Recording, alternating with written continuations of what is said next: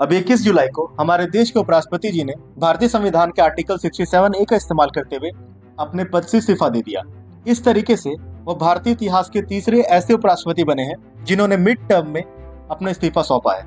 इसके पहले वीवी गिरी जी ने 1969 में और आर वेंकटरमन जी ने 1987 में इसी तरीके से मिड टर्म में ही अपना इस्तीफा सौंप दिया था। अगर हम वाइस प्रेसिडेंट के पद की बात करें तो ये भारतीय संविधान में सेकेंड हाईएस्ट कॉन्स्टिट्यूशनल ऑफिस माना जाता है और वाइस प्रेसिडेंट को x officio chairman of the Rajya Sabha भी कहा जाता है। और अगर इनके पावर और फंक्शन की बात करें तो वो सिमिलर होता है लोकसभा के स्पीकर के बराबर।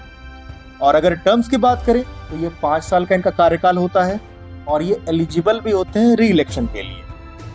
और अगर इनके रेजिग्नेशन की बात की जाए तो ये अपना रेजिग्नेशन प्रेसिडेंट को सौंप सकते हैं। अगर इनके रोल की राज्यसभा में बात की जाए तो राज्यसभा के चेयरमैन होते के साथ साथ अगर किसी मुद्दे पर वोट अगर टाई हो जाता है तो उस प्लेस पर कास्टिंग वोट की पावर इनके पास होती है। मतलब अगर किसी मुद्दे पर दोनों पक्ष में टाई हो जा रहा है तो इनका वोट उस बिल को पारित या रोक भी सकता है। हमारे संविधान के आर्टिकल 63 में वाइस प्रेसिडेंट का जिक्र किया गया है। और अगर इनके इलेक्शन की बात की जाए तो हमारे संविधान के आर्टिकल 66 में इनके इलेक्शन का जिक्र किया गया है, जिसमें कहा गया है कि इनके इलेक्शन में लोकसभा और राज्यसभा के पूरे मेंबर्स वोट करेंगे। जैसा कि प्रेसिडेंट में होता है कि नॉमिनेटेड मेंबर्स को वोट नहीं करना रहता है, पर उपराष्ट्रपति के पोजीशन के बारे में अगर बात की जाए तो वहां पर नॉमिनेटेड मेंबर्स भी वोट करेंगे।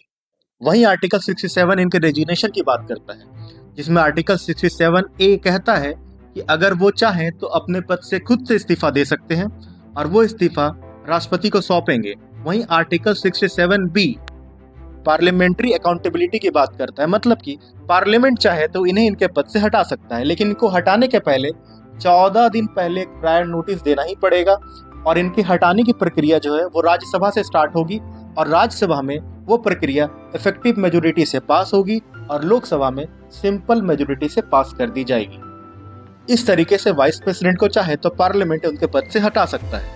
वाइस प्रेसिडेंट के आर्टिकल्स को ट्रिक से याद कर लेते हैं। आर्टिकल 63 कहता है वाइस प्रेसिडेंट के बारे में, ट्रिक है वीसी पेट, जिसमें आर्टिकल 63 बोलता है वीसी मतलब वाइस प्रेसिडेंट के बारे में, 64 बोलता है सी से हो गया चेयरमैन और काउंसिल ऑफ द स्टेट्स, 65 हो गया पेट से बोला जाए तो प्रेसिडेंट के जगह पर अगर प्रेसिडेंट ना मौजूद हो या उनकी मृत्यु हो गई हो तो उस जगह वाइस प्रेसिडेंट रोल अदा करेंगे।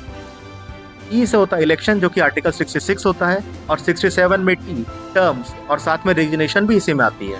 आर्टिकल 68 वैकेंसी की बात करता है, 69 ओथ की, और 71 इलेक्शन में डिस्प्यूट्स के बारे में बताता है और सुप्रीम कोर्ट के पावर को